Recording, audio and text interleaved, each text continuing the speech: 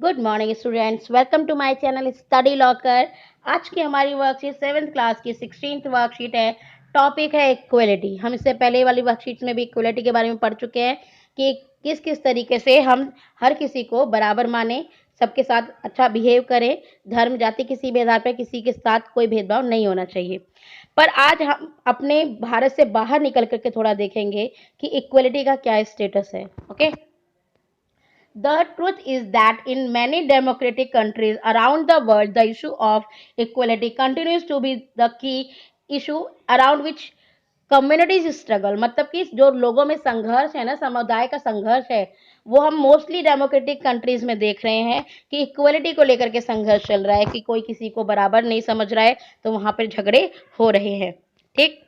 So, for example, in the United States of America, the African American whose ancestors were the slaves who were brought over from America continues to describe their lives today as largely unequal। मतलब कि जो America के लोग हैं ना, वहां पर अफ्रीकी अमेरिकन यानी कि जो अफ्रीका से आकर के अमेरिका में बस गए हैं, वो एक दास के तौर पे आए थे, एक स्लेव की तरह आए थे। लेकिन अब वो वहां बस के वहां के सिटीजन बन चुके हैं, लेकिन उनके साथ अभी भी जो है इक्वलिटी का बिहेवियर नहीं किया जाता था। तो ऐसी स्थिति में हम देख रहे हैं कि यहाँ पर भेदभाव हो रहा है। एक्चुअली क्या था, जब अमेरिका मतलब कि सेटल हुआ, अमेरिका शुरुआत में एकदम आप कह सकते हो नया एकदम जो है जगह थी। वहां पर अमेरिका में ब्रिटेन से और अन्य जगहों से, अफ्रीका से, जगह जगह के लोग जाकर वहां बसे हैं। तो अमेरिकन जब शुरुआत में वो अमेरिकन नहीं थे, वो ब्रिटेन के ब्रिटिशर्स थे। वो वहां जाके बसे, वहां पर उन्होंने 13 कॉलोनीज बसाई और वहां पर खेती करना रहना शुरू कर दिया। अब उन्हें खेती के लिए और ज्यादा लोगों की जरूरत थी, तो कम दाम पे जहां पर लोग यानी स्लेव्स अवेलेबल थे, ये वहां से स्लेव्स लाने लगे, जिसमें सबसे ज्यादा स्लेव्स जो हैं अफ्रीका साइड से आए थे। तो अब वो यहाँ पर आकर के खेती करने लगे, धीरे धीरे यहीं पर बस गए। और यहाँ तक कि हम देखते हैं अमेरिका में इस चीज को लेकर के सिविल वॉर भी हुआ था कि इन लोगों को आप स्लेव बना के नहीं रख सकते हो। ठीक। तो हम क्या देखते हैं कि मूवमेंट्स कैसे चलाए गए। This despite the fact that there was a movement in the late 1950s to push for equal rights for African Americans. Prior to this, African Americans were treated extremely unequally in the United States and denied equality through law। हम क्या देख रहे हैं, जो African American है उनको बिल्कुल भी ये लोग अच्छा नहीं समझ रहे हैं, उनको अपने साथ मिला के नहीं रख रहे हैं, उनके साथ भेदभाव किया जा रहा है। जो अमेरिकन अफ्रीकन मतलब अफ्रीका से आए हुए अमेरिकन है, अमेरिका में बस गए हैं, बट उनका जो एंसेस्टर्स थे, जो पूर्वज थे ना, वो अफ्रीका के थे। अब उन लोगों के साथ एक ऐसा बिहेव करते हैं, भाई तुम्हारा पार्क अलग होगा, तुम्हारा स्कूल अलग होगा, तुम्हारी सड़कें अलग, तुम्हारे बैठने की सीट अलग। इस तरीके से उन्हें एकदम इग्नोर करके साइड करके रखा हुआ है कि गोरे लोग अलग बैठेंगे, काले लोग अलग बैठेंगे। इस तरीके से भेदभाव वहां पर किया जा रहा है। ठीक। पर एक घटना घटी जिसने कि इस आंदोलन को बहुत ज्यादा बढ़ा दिया। For example, when travelling by bus, they either had to sit at the back of the bus or get up from their seat whenever a white person wishes to sit। मतलब कि या तो वो एकदम पीछे वाली सीट पे बैठे, या तो अगर कोई भी अगर गोरा व्यक्ति उनसे सीट मांगता है कि भाई उठो मेरे को बैठना है, तो उन्हें सीट देनी पड़ेगी। Rosa Parks was an African American woman tired from a long day at work. She refused to give up her seat on a bus to a white man on 1 December 1955। 1 दिसंबर 1955 को रोजा parks नाम की एक जो औरत थी, African American औरत थी, वो बहुत ज़्यादा थक गई थी। इस कारण उसने मना कर दिया कि भाई मैं सीट नहीं दूंगी, मुझे आराम करना है, या मुझसे नहीं खड़ा हुआ जा रहा। क्योंकि उसे एक गोरे व्यक्ति ने मांगा था, उसे सीट देनी थी, रूल के अकॉर्डिंग था वहाँ के, तो उसने नहीं दी। इस चीज को लेकर के काफी ज्यादा बवाल हुआ।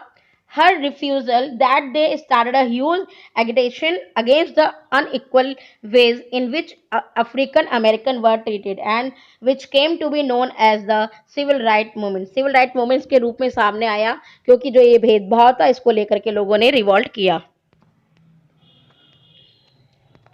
जब 1955 से रिवॉल्ट हमारा देखते हैं शुरू होता है, और जो लॉ बनता है 1964 में, the civil rights act of 1964 prohibited discrimination on the basis of race, religion or nation national origin, मतलब कि आप कहाँ से हो, किस देश से आकर के यहाँ बसे हो, आपका रंग क्या है, इस आधार पे आप किसी के साथ भेदभाव नहीं कर सकते। It is also stated that all school would be open to African American children and they would no longer have to attend separate school specially set up for them। अब उन लोगों को उन स्कूल्स में भी जो है एडमिशन लेने की परमिशन मिल गई, जिसमें कि सभी लोग गोरे बच्चे भी पढ़ते थे। पहले क्या था, इनके लिए अलग स्कूल बनाया हुआ था, ठीक, अब ऐसा कुछ नहीं था।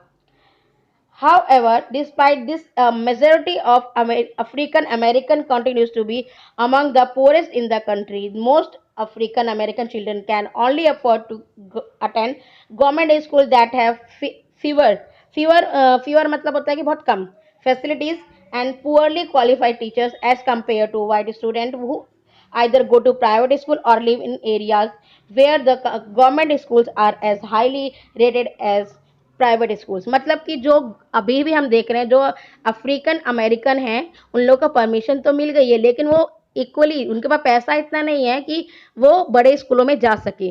तो जो गवर्नमेंट स्कूल जहाँ पर ऐसे एरिया में है जहाँ पे फैसिलिटीज नहीं है ज़्यादा, ये वहाँ पर जा रहे हैं, जबकि जहाँ पर बहुत अच्छी फैसिलिटीज है वहाँ पर गोरे बच्चों को ही लिया जा रहा है। तो ऐसे में हम देखते हैं कि चैलेंज है डेमोक्रेसी के सामने, आप लोगों को सोशली इक्वल ट्रीट कर पाए और इकोनॉमिकली इक्वल ट्रीट कर पाए, या तो आप समाज में सबको बराबर मानो, ये बहुत बड़ी चुनौती है, और अमीर गरीब की खाई कम हो जाए, ये भी बहुत बड़ी चुनौती है। हम इंडिया में देखते हैं, जो हमारा इंडियन कॉन्स्टिट्यूशन है, आर्टिकल 15 के जरिए हमें कुछ राइट्स देता है, ठीक। Prohibition of discrimination on grounds of religion, race, caste, sex और प्लेस ऑफ बर्थ। किसी भी आधार पर आप भेदभाव नहीं कर सकते, चाहे वो किसी भी धर्म का हो, किसी जाति का हो, चाहे वो लड़का हो, चाहे लड़की हो, चाहे वो कहीं भी उसका जन्म हुआ क्षेत्र में, किसी भी राज्य का हो वो, ठीक है, कोई भेदभाव नहीं हो सकता। The state shall not discriminate against any citizen on ground of only of religion, race, caste. मतलब कोई भी स्टेट भी ये नहीं कहेगा कि भाई तुम यहाँ के नागरिक नहीं हो तो यहाँ काम नहीं कर सकते। हालांकि इस चीज़ को लेकर झगड़ा होता रहता है। आप भारत में कहीं के भी नागरिक हो, मतलब अगर आप यूपी के हो तो आप बिहार जा सकते हो, बिहार के हो तो आप यूपी आ सकते हो, आप कहीं भी जा करके बस सकते हो। पहले ऐसा कि आप कश्मीर का अलग जो है संविधान चल रहा था, लेकिन अब वहाँ पर भी ये फैसिलिटी प्रोवाइड करा दी गई है।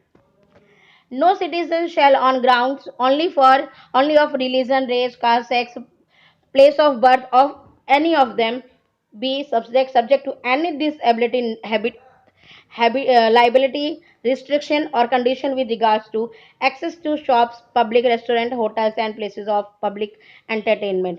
मतलब कि अब सिटीजन्स को उनके धर्म के आधार पर, क्षेत्र के आधार पर, किसी भी आधार पर कोई भेदभाव नहीं होगा, उन्हें हर जगह जाने की परमिशन मिल जाएगी। मतलब अगर कोई ऐसा होटल है, आप उसमें ये नहीं कह सकते तुम इस धर्म के तो तुम नहीं आओगे, या तुम इस रेस्टोरेंट में नहीं जा सकते, या इस हॉस्टल में नहीं, किसी भी रूप में आप जो सार्वजनिक क्षेत्र हैं, जो कम्युनिटीज वाली जो बिल्डिंग्स हैं, आप वहाँ जा सकते हो। आप स्कूल में, किसी भी स्कूल में किसी धर्म के नाम पे आप उसे नहीं रोक सकते हो, किसी जाति के नाम पे नहीं रोक सकते हो। मतलब कि आप सभी नागरिक बराबर हो। The use of wells, tank, bathing ghats, road, places of public resort maintained wholly और partially out of state funds और dedicated to the use of the general public। मतलब जो भी जनरल पब्लिक के लिए बना है, चाहे वो पब्लिक वाला हो चाहे गवर्नमेंट वाला हो। अगर कोई प्राइवेट जो होटल है वो भी कहता है कि आप इस धर्म के हो तो हम नहीं आने देंगे, तो उसके ऊपर भी आप केस कर सकते हैं कि भाई ये हमें राइट मिला हुआ है आर्टिकल 15 के जरिए कि जो भी सिटीजन है उसको जो भी पब्लिकली प्लेस है वहां पर जाने का पूरा परमिशन मिला हुआ है। चलिए क्वेश्चन आंसर्स पे चलते हैं। Suggest some ways to establish equality in our country. मतलब कि भाई कैसे कैसे इक्वलिटी आ सकती है, वुमेन राइट्स को आप जो है इंक्रीज कीजिए, एजुकेशन के लिए, बिजनेस के लिए, हर तरीके से जो है सपोर्ट कीजिए, रिजर्वेशन के जरिए जो लोग पिछड़ गए उन्हें भी आगे लाया जाए। How does Indian constitution ensure equality. जो इंडियन कॉन्स्टिट्यूशन है वो कैसे कहता है कि भाई सब लोग को बराबरी का अधिकार मिल रहा है। तो आर्टिकल जो आपका 15 है वो इंश्योर करता है कि आप किसी भी आधार पे कोई भेदभाव नहीं कर सकते हैं, ठीक। Why did the civil rights movement start in USA 1964। भाई क्यों शुरू हुआ था, बताया था 1955 में। रोजा पार्क्स जो थी वो बहुत ज़्यादा थक गई थी और वो उसने वाइट एक व्यक्ति था उसको सीट नहीं दी, और उसके रिफ्यूज़ल के कारण जो है इन लोगों के बीच में मूवमेंट शुरू हुआ जिसे हम सिविल राइट मूवमेंट्स कहते हैं। और 1964 में जाकर के एक लॉ बन गया सिविल राइट एक्ट बना, जिसके तहत कोई भी किसी भी रिलीजन का हो, किसी भी रंग का हो, किसी भी नेशन उसका मतलब ओरिजिन हो, उसके पूर्वज किसी भी देश के रहे हों, लेकिन अब तो वहाँ का नागरिक है ना, तो उनके साथ भेदभाव नहीं किया जा सकता है। तो बच्चों, अगर आपको वीडियो पसंद आई तो लाइक ज़रूर करें, मेरे चैनल को सब्सक्राइब करें। Thank you.